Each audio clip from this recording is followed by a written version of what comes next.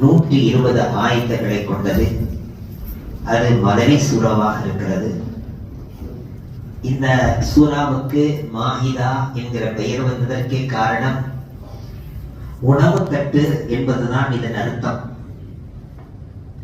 அந்த உணவு தட்டு பிரம்மாண்டமான ஒரு தட்டாக வானத்திலிருந்து சுவனத்தினுடைய உணவுகளை எடுத்துக்கொண்டு நேரடியாக இறங்கியது.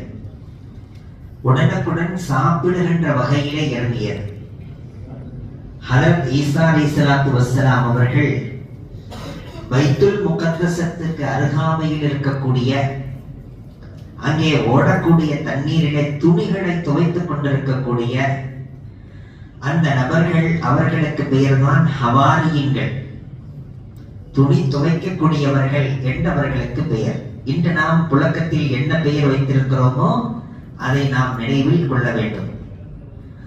துணி துவைக்கக்கூடிய தோபிகள், அவர்களை பார்த்து எனக்கு நீங்கள் அல்லாஹுடைய விஷயத்திலே உதவுவீர்களா என்று ஹதரத் ஈசா அலைஹிஸ்ஸலாம் கேட்க, ஆல் ஹவாரியூன் நஹ்னு அன்சாருல்லாஹ், நாங்கள் அல்லாஹ்வுக்காக உதவி செய்ய வருகிறோம், உங்களுடன் நாங்கள் இருக்கிறோம், உங்களை நாங்கள் ஈமான் கொள்கிறோம், நீங்கள் காட்டுகின்ற அற்புதங்களை எல்லாம் பார்த்து கொண்டுதானே இருக்கிறோம் என்று உடன் சேர்ந்து கொண்டார்கள். 12 நபர்களாக இருந்தார்கள்.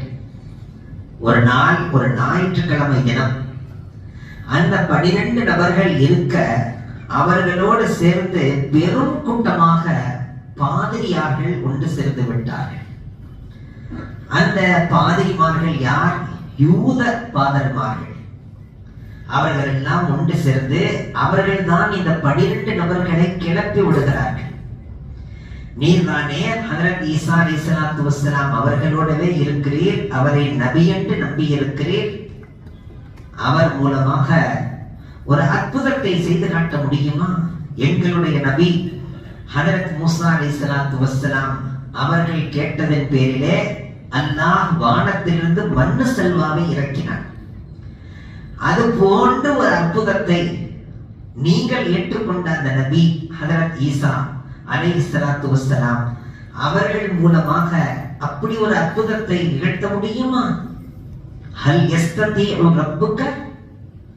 உடனே அந்த 12 நபர்களும் கேட்கிறார்கள், ஓ ஈசாவே, மரியமின் மகனே, உம்முடைய ரப்பு, எந்த ரப்பின் பக்கம் எங்களை எல்லாம் நீ அழைத்திருக்கிறாயோ, நாங்கள் ஈமான் கொண்டிருக்கிறோமோ, அந்த ரப்புக்கு சக்தி இருக்கிறதா? வானத்திலிருந்து நேரடியாக உணவை இறக்க முடியுமா என்று கேட்டபோது, அல்லாஹுவை பயந்து கொள்ளுங்கள், இப்படியெல்லாம் சோதனை அல்லாஹுக்கு வைக்க கூடாது. அல்லாஹ் சோதிக்கலாம், அல்லாஹுக்கு சோதனை வைக்கலாமா? ஆனால் அவன் நிச்சயம் வெற்றி பெறுவான், ஏனென்றால் அவன் சகல சக்தன். அந்த சோதனைக்கு பிறகு நீங்கள் பின்வாங்கினால் மிக கடுமையான விளைவை சந்திக்க வேண்டியிருக்கும். எனவே நீங்கள் எச்சரிக்கையாக இருங்கள் என்று சொன்னபோது, இல்லை இல்லை, நாங்கள் ஆசைப்படுகிறோம், நாங்கள் பசியும் பட்டினியுமாக இருக்கிறோம், வானத்திலிருந்து இறங்குவதை நாங்கள் கண்ணால் பார்த்தால் கொஞ்சம் மனது நிம்மதியாகி விடுமே, நாங்கள் பசி ஆறுவோமே. அது மட்டுமல்ல, அப்படி இறங்கிய அந்த தினத்தை நாங்கள் ஈதாக கொண்டாடுவோமே.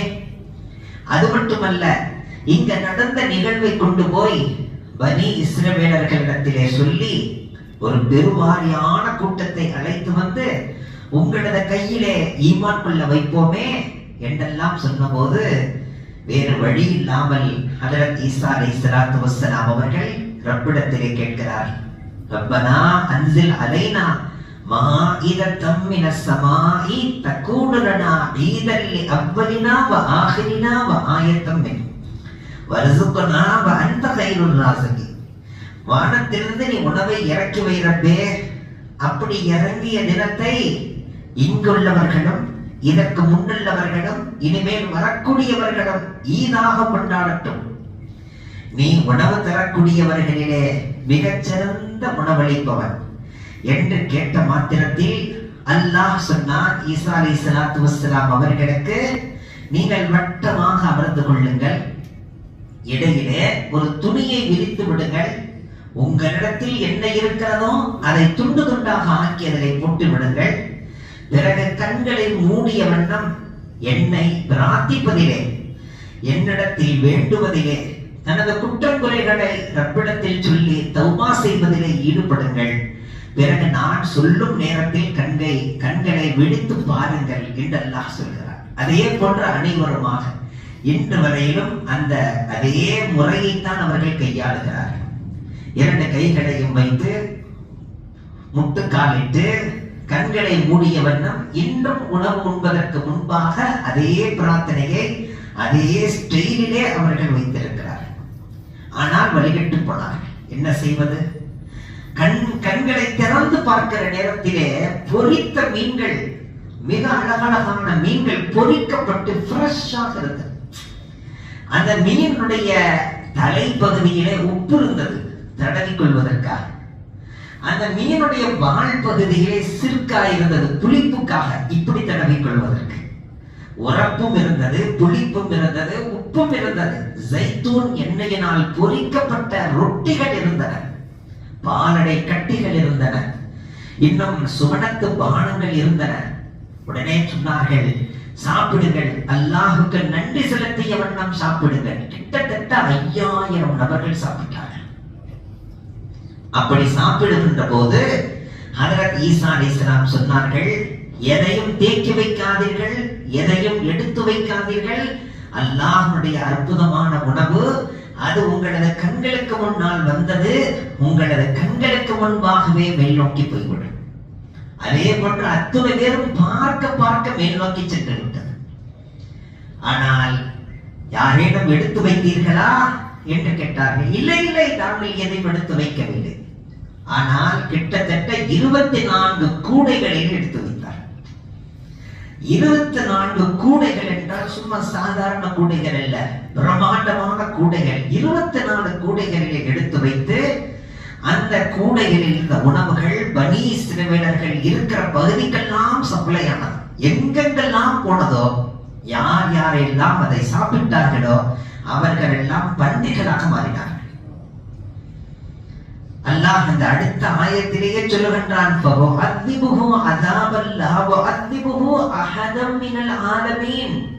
இந்த அற்புதத்தை பார்த்த பிறகும் நீங்கள் புறமுதுகிட்டு, நீங்கள் புறக்கணித்து ஈமான் கொள்ளாமல் நீங்கள் இதை கேலி கிண்டலாக ஆக்கினால் உங்களுக்கு நான் எப்படிப்பட்ட தண்டனை தருவேன் தெரியுமா? இதுவரையிலும் உலகத்தில் எவருக்கும் நான் தராத தண்டனையை தருவேன் என்று அல்லாஹ் பன்றிகளாக மாற்றினான். நினைத்து பார்க்க. அந்த உணவு சாப்பிடுவதிலே ஏழைகள் இருந்தார்கள், பணக்காரர்கள் இருந்தார்கள், குருடர்கள் இருந்தார்கள், சப்பானிகள் இருந்தார்கள், கைகால் விளங்காதவர்கள் இருந்தார்கள், தொழுநோய்க்காரர்கள் இருந்தார்கள். அத்துணை நேரம் யாரெல்லாம் ஏழைகள் சாப்பிட்டார்களோ நிரந்தர பணக்காரர்களாக ஆனார்கள். யாரெல்லாம் குருடர்கள் சாப்பிட்டார்களோ பார்வை தெரிந்து விட்டது. யாரெல்லாம் கைகால் முடத்தில் உள்ளவர்கள் சாப்பிட்டார்களோ முடங்கள் எல்லாம் நீங்கிவிட்டது. உடலிலே தொழுநோய்கள், தோல் நோய்கள் அனைத்தும் சீராகிவிட்டது. எப்படிப்பட்ட பாபரக்கத்தான உணவு! அந்த உணவு மேல் நோக்கி சென்று விட்டது. ஆன்மீக பெரியார்கள் எழுதுகிறார்கள், இந்த ஆயத்தை இதை வைத்துத்தான் அந்த சூறாவுக்கு மாயிதா என்கிற பெயர் வந்தது. யாரெல்லாம் இந்த ஆயத்தை வானத்தை பார்த்த நிலையிலே ஒவ்வொரு நாளும் 11 தடவை ஓதிக்கொள்வார்களோ, சூரத்துல் மாயிதாவினுடைய 114வது ஆயத், ரப்பனா அன்சில் அலைனா மாயிதத்தம் மினஸ் ஸமா தகூனு லனா ஈதல் லிஅவ்வலினா வ ஆகிரினா வ ஆயத்தம் மின் வர்ஸுக்னா வ அன்த கைருர் ராஸிகீன். அல்லாஹ் மனம் குளிர்ந்து போகிறான். அவனது வாழ்க்கையில் நெருக்கடி எல்லாம் நீக்கி விடுகிறான். அவனுடைய கடன்களை எல்லாம் நீக்கி விடுகிறான். அவனுடைய தேவைகள் அனைத்தையும் அவன் தரப்பிலிருந்து பூர்த்தி செய்கிறான். எவ்வளவு பெரிய பாக்கியம்! இதை நாம் செய்ய வேண்டும். இது அல்லாமல் நமக்கு ஆன்மீக பெரியார்கள் சொல்லித் தருகிறார்கள், ஒரு நாளைக்கு குறைந்தது ஒரு 101 தடவையாவது யா வஹ்ஹாபு யா அல்லாஹ். என்ன சொல்ல வேண்டும்? யா வஹ்ஹாபு யா, யா வஹ்ஹாபு யா அல்லாஹ், யா வஹ்ஹாபு யா. நல்ல அழுத்தமாக திருத்தமாக சொல்லணும். என்ன செய்யக்கூடாது? கொஞ்சம் அழுத்தமான வார்த்தை. காசு பணம் கிடைக்க வேண்டி இருக்குல்ல, அதனால கொஞ்சம் அழுத்தமா சொல்லி ஆகணும். யா வஹ்ஹாபு யா சொல்ல முடியல. யா வஹ்ஹாபு யா அல்லாஹ், யா வஹ்ஹாபு யா அல்லாஹ், யா வஹ்ஹாபு யா அல்லாஹ். நான் அழுத்தமா சொல்லணும். அந்த தஸ்பீஹை பிடிச்ச மாத்திரத்துல 100 தடவை முடிச்சிடக்கூடாது. யா பாபா பாபா பாபா பாபா நல்ல திருத்தமாக சொல்லணும். யா வஹ்ஹாப் ஹப்லி மின் லதுன்க, யா வஹ்ஹாப் ஹப்லி மின் லதுன்க, உன் தரப்பிலிருந்து எனக்கு தருவாயாக. மின் நியாமத்தின் துன்யா வல் ஆகிரா, இந்த உலகத்தின் நியாமத்தை மறு உலகத்தின் நியாமத்தை இரண்டையும் தருவாயா. பஜருக்கு ஒதுச்செய்தை விட்டு கேட்டை விட்டு வெளியே வருகிறோம் அல்லவா, பள்ளிக்கு வருவதற்குள்ளாக குறைந்தது 11 தடவை சொன்னால் போதும். யா வஹ்ஹாப் ஹப்லி மின் நிஅமத்தித் துன்யா வல் ஆகிரா, யா வஹ்ஹாப் ஹப்லி மின் நிஅமத்தித் துன்யா வல் ஆகிரா 11 தடவை சொல்லிக் கொள்ள வேண்டும். பிறகு அல்லாஹ்வின் தரப்பிலிருந்து கைபி மதத் வந்துவிடும் பெரியவர்கள். அல்லாஹ் அதை வைத்திருக்கிறான். அதே போன்று நீதான் அந்த கைருல் ராஸிகீன், அந்த கைருல் ராஸிகீன், அந்த கைருல் ராஸிகீன் என்று சொல்லும் விளக்கத்தை ஏற்படுத்திக் கொண்டால் அல்லாஹ் அவனை சிக்கலில் ஆக்கவே மாட்டான். அல்லாஹ் அவனை பிரச்சனையிலே சிக்க விடவே மாட்டான். பிறருக்கு முன்னால் அவனை குனிய விடவே மாட்டான். அல்லாஹ் அவனது சந்ததிகள் என்று ரிஸ்கிலே அவர்கள் மிகவும் திளைத்து போவார்கள். ரிஸ்கினுடைய கதவே அடைபடாது. இந்த அமல்களை எல்லாம் செய்ய வேண்டும். கடைசியாக ஒரே ஒரு அமலை சொல்லுகிறேன். இந்த மாயிதாவிலே 63வது ஆயத். அந்த ஆயத்துக்கு ஒரு தனித்தன்மை இருக்கிறது. என்ன? நபியவர்கள் வெளியூர் சென்றாலும் சரி, உள்ளூரில் இருந்தாலும் சரி, வீட்டுக்குள் இருக்கும் போதும் வெளியில் இருக்கும் போதும் நபியவர்களுக்கு பாதுகாப்புக்காக 2-3 சஹாபிகள் எந்த நேரமும் இருப்பார்கள். அக்கம் பக்கத்திலே இருந்து கொண்டே இருப்பார்கள். திடீரென ஒரு நாள் சஹாபிகளை அழைத்து சொன்னார்கள், இனிமேல் நீங்கள் எனக்கு பாதுகாப்புக்கு இருக்க வேண்டியதில்லை. அல்லாஹ் இன்று ஒரு ஆயத்தை இறக்கினான். அவன் வாக்களித்து விட்டான். வல்லாஹு யஸிமுக மினன் நாஸ், அல்லாஹ் உங்களை பாதுகாப்பதற்கு நேரடி ஏற்பாடு செய்து விட்டான். மினன் நாஸ், ஜனங்களிடமிருந்து. எனவே அவர்களை எல்லாம் போகச் சொல்லுங்கள். உடனே எல்லோரும் போய்விடுங்கள், எனக்கு யாருடைய பாதுகாப்பும் வேண்டாம், ரப்பு என்னை நேரடியாக பாதுகாப்பதாக சொல்லிவிட்டான். வல்லாஹு யஸிமுக மினன் நாஸ். இந்த வாக்கியத்தை நாம் எந்த நேரமும் சொல்லிக் கொள்ள வேண்டும். நமது பிள்ளைகளுக்கு ஓதி அனுப்ப வேண்டும். நமது வாகனங்களின் மீது ஊதிக்கொள்ள வேண்டும். நாம் வாங்கக்கூடிய எந்த ஒரு அற்புதமான பொருள் என்று நினைக்கிறோமோ அந்த வஸ்துகள் தொலைத்திடாமல் கீழே விழுந்து நொறுக்கிடாமல் இருப்பதற்கு அதன் மீது ஊதிக்கொள்ள வேண்டும். எதன் மீதெல்லாம் ஓதப்படுகிறதோ அதற்கெல்லாம் அல்லாஹ்வின் பாதுகாப்பு நிச்சயம். வல்ல ரஹ்மான் புரிந்தமிழ் செய்யும் வாக்கியத்தை நம் அனைவருக்கும் தந்தருள்வானாக.